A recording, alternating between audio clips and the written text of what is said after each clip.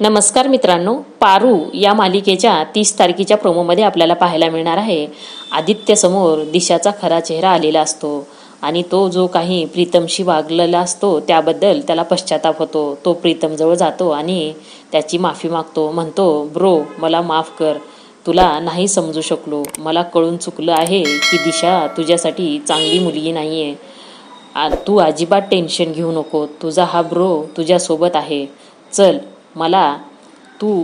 मी तुला एक सरप्राईज द्यायचं आहे तुला, असं म्हणून त्याला तलावाच्या काठाजवळ घेऊन जातो। तेवढ्यात पारू प्रियाला तिथे घेऊन येते।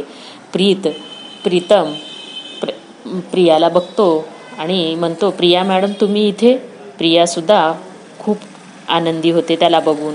तेव्हा आदित्य प्रियाजवळ जातो, प्रियाला म्हणतो, प्रिया माझा भाऊ तुझ्यावर खूप प्रेम करतो, त्याच्या वतीने मी तुला विचारतो त्याच्याशी लग्न करशील? असं म्हणत प्रियाचा हात प्रीतमच्या हातात देतो आणि हे सगळं बघून प्रिया खूप खुश होते।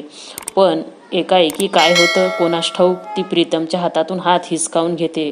असं का वागली म्हणून पारू तिला विचारते, अहो प्रिया मॅडम काय झालं, तुमच्या घरच्यांनी तुमचं लग्न दुसरीकडे कुठे ठरवलं आहे का?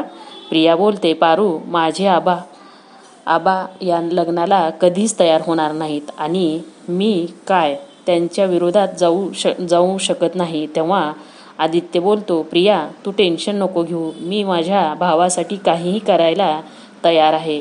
मी आणि प्रीतम आम्ही तुझ्या गावाला जाऊ आणि मी तुझ्या बाबांकडे माझ्या भावाचा आणि तुझ्या लग्नाविषयी बोलेन। असं बोलून आदित्य प्रीतम आणि प्रियाला धीर देतो। तर पुढील भागात प्रियाच्या वडिलांना आदित्य भेटल्यानंतर भूतकाळ उलगडेल का, हे बघणं रंजक ठरणार आहे मित्रांनो। व्हिडिओ बघितल्याबद्दल धन्यवाद।